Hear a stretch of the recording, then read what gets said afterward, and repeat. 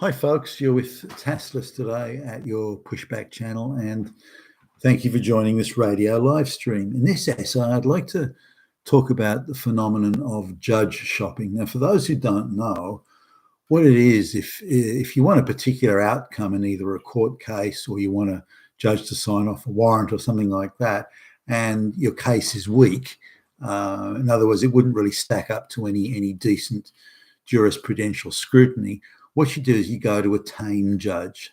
Now, there's maybe no judge in your area that is tame enough to say, just sign this. When you hear this case, just send that guy to prison.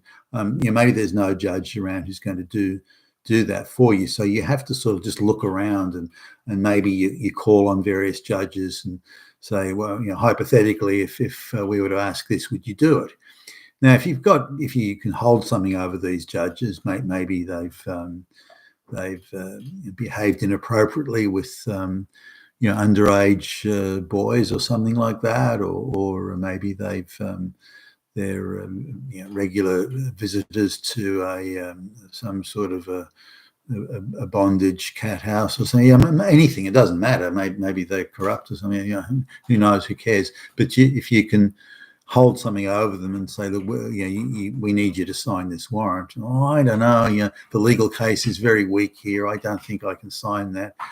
Well, look, it's up to you, judge, of course, but we've got photographs of that time when you did such and such. And if you want those to find their way to the media, then that's up to you. We respect your independence, judge. We really do. Oh, okay, I'll sign it then. So or it can be simply a judge that is super pro-globalist, and they want to take out anyone who's not a non-globalist or questions globalization. So this idea of tame judges, and it could be ideological, could be anything, again, corruption, or they hold something over them.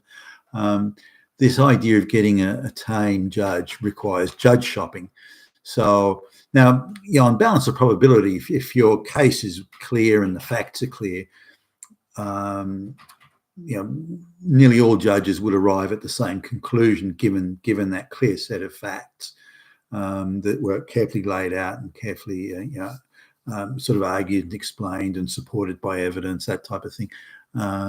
So most judges will arrive at that same conclusion. But if your case is weak and it's very circumstantial, you're kind of making it up, and it's very political and it's ideological, and you're throwing together a whole lot of nonsense and just hoping it'll get up, then you have to go judge shopping. You have to find a judge that will be sympathetic to you and your overall ideological cause, and is prepared to ignore or look past the facts, or look past just how weak the claim is that you're attempting to put in front of the judge for signing the warrant, or in hearing the case to send someone to prison. Now, judge shopping plays or is playing an increasing role in American politics.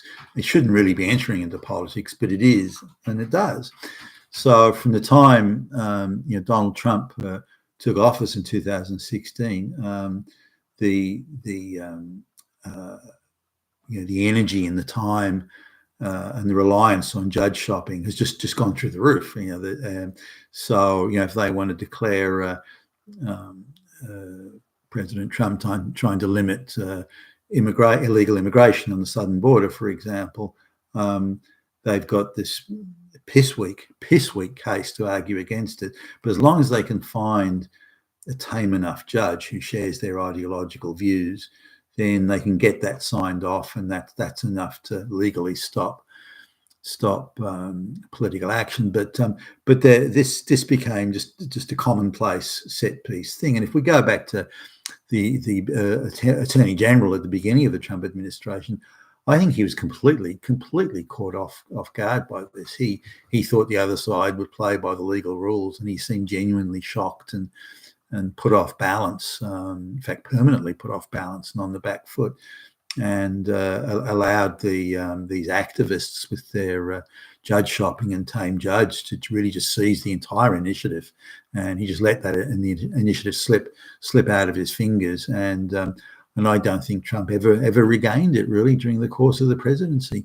A few times he was able to draw level with them, the people who were trying to neutralise him, but I don't think he was ever able to gain the clear ascendancy in that scenario where all these judges were happy to sign off on the flimsiest pretext to stop this or prevent that, or to go after somebody. The whole Russia collusion hoax and the politicization of the FBI and their prosecutors and so on. So judge shopping is a big issue now.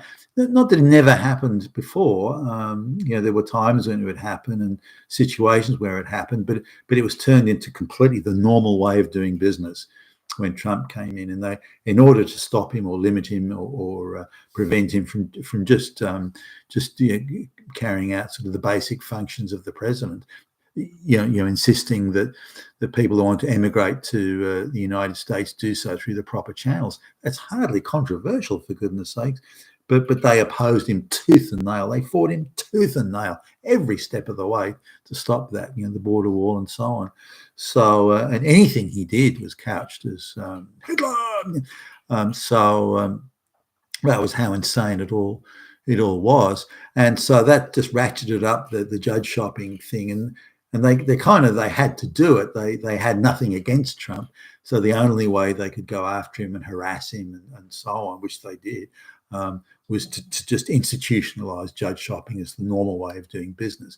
Now, if we look at the latest thing, the raid on Mar-a-Lago as an example, that didn't need to be done. They didn't need FBI agents going there. They could have gone to Trump's attorney. It could have been handled through letters and normal processes and legal precedent that it's the president who gets to decide what is and what isn't a confidential document. That was ignored. So it's just crazy what they did. But they went to a tame judge who was prepared to sign off on it when there was no legal wrongdoing to justify the raid in the first place. So that's what judge shopping means. You can go to a judge and say, look, we got no case, we got nothing, but we want to stick it up this guy. Will you please sign this warrant? Or you better sign it or else. Those photos will be going to the media. Your family will be ruined. You'll be finished. But sign this warrant and we'll leave you alone. So this judge shopping is now a huge part of it. And in my view, at least, every judge, every holder of the office of judge, anywhere really, I mean, I'm talking about the United States at the moment, should and must apply anywhere, in my view, must be completely independent of ideology and politics. They are there to adjudicate on the law and the Constitution, nothing more, on the facts. And if they can't do that, I don't want to do it, or they believe they're incapable of it, then go and do something else, for fuck's sake. Become a an activist, street activist, go waving placards around, but don't take that activism into the courtroom. You adjudicate, and you must be utterly impartial, independent, and that's the only way we can make the justice system work and restore confidence in it. Now we get this, not exactly the same thing or the same scale in Australia, because the stakes are much lower. The globalists have to control the United States. It's not negotiable. Otherwise, the globalist project founders and stalls. Whereas Australia is like, oh yeah, it's nice to have, but not the end of the world. So, but people that are arrested for in Australia, arrested for climate change protests and things like that, and causing huge disruption, they get arrested because it's against the law to do what they're doing, and judges are releasing them without charge and a $50 fine, and they go straight back out and do it again. Some judges are even saying, I'm not going to record a charge against you because the work you're doing, the protesting, is important for all mankind. I mean, how could someone like that be allowed to sit on the bench? Now, I don't know how much political interference with judges is reasonable. Those people should be, in my view, got rid of. But then, once you start doing that with judges, saying, well, that judge isn't doing their job, I'll get rid of them. But then the other guys come into government and they think, well, I don't like that guy's politics, so I'm going to get rid of him. That guy's wearing a MAGA hat, he's out, and that sort of thing.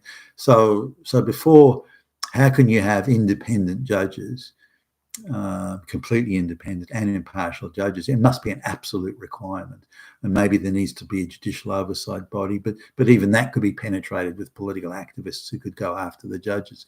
Should judges have lifetime appointments, as they do in the US Supreme Court, for example? That's really the only way to ensure independence. But if you get some, imagine if Merrick Garland had got onto the Supreme Court. Gee whiz, wow. And he nearly did. It was a close run thing.